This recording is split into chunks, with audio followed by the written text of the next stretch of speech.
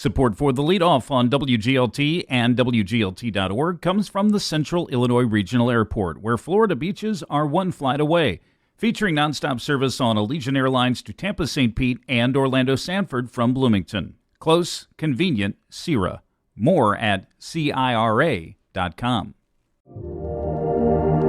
Several temporary traffic safety fixes are coming soon to normal around the ISU campus. It's one of the things you need to know to start your day for Monday, August 11th. I'm Ryan Denham, and this is WGLT's The Leadoff.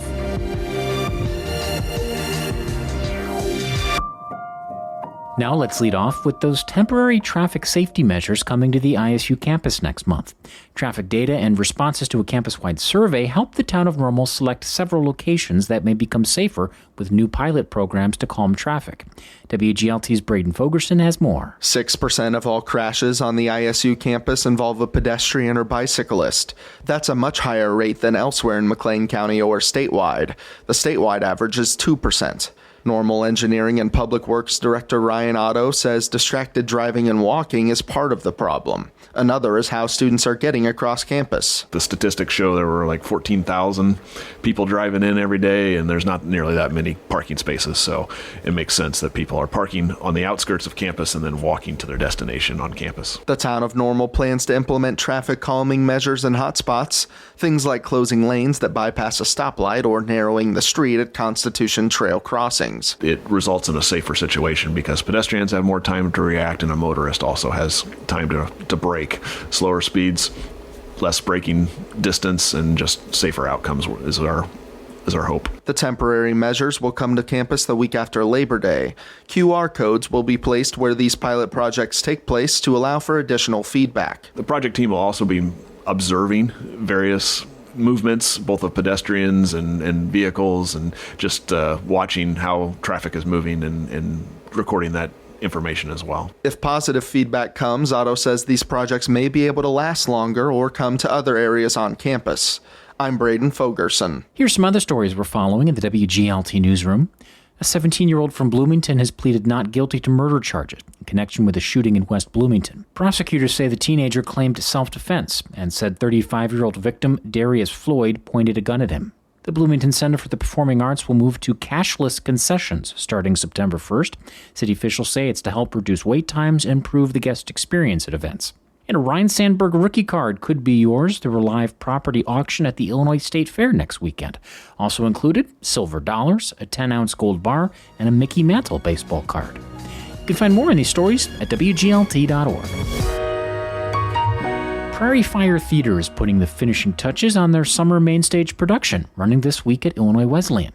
The Baker's Wife is likely the least known musical by musical theater's best-known writers. Joseph Stein, who wrote Fiddler on the Roof, teamed with Stephen Schwartz, the creator of Wicked and Godspell. That show premiered in London in 1989, but never made it to Broadway. As far as anyone can tell, it's also never been produced in this musical-loving town either. WGLT's Lauren Warnicki stopped by a rehearsal to talk to director Reese Lovell and the Baker, Pat Geik. Lovell is more known around town for directing straight plays, but I've actually directed a number of musicals for Prairie Fire Theatre, although it's been a minute. Pat Geik is actually the person who brought this script to us, suggested it to Bob. He pitched it to me. I read it and was moved by it.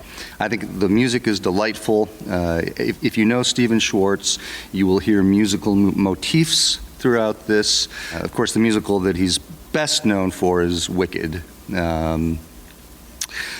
This is not like Wicked. This is, yeah. When you're fed every day on fresh, warm bread, it's frightening how quick you get addicted. Fresh warm. So, Pat, this apparently was your idea. So how did you become aware of this show, and why did you pitch it to Prairie Fire? I've known Baker's Wife since probably the early 90s. The famous song from the show is Meadowlark, which every cabaret singer has done. When I was a girl, I had a favorite story of the meadowlark who lived where the rivers wind. Her voice could match the angels in its glory.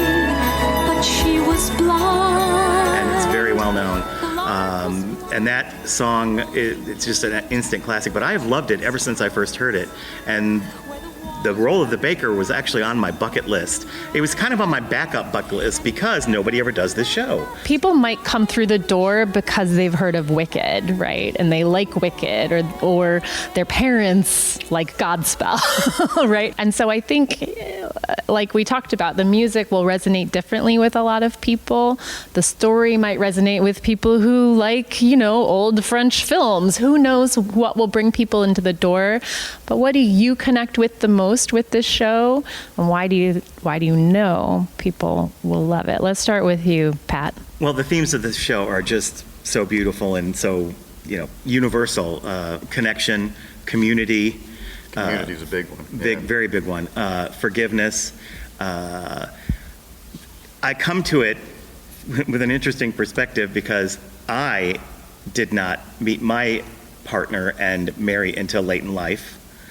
So this is an older character who meets a younger character late in life and marries, and has to go through all the permutations of that to get to it. And there's a falling out, but then there is a reuniting. I don't want to give spoilers, but it's got a very uplifting message at the end of family and relationship and community. Community is such a big thing. Yeah, community is a huge theme. In fact, I told the cast when we started rehearsing that in a lot of ways I see the village itself as the protagonist. Everybody in this play, almost everybody, undergoes some kind of major change.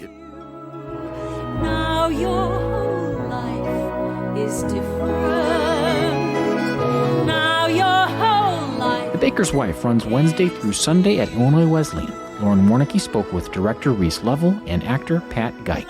Support for arts and culture coverage on WGLT comes from PNC Financial Services. PNC is committed to supporting local arts and culture events in the communities they serve. And before we let you go, the Bloomington City Council meets tonight at 6 at the Government Center.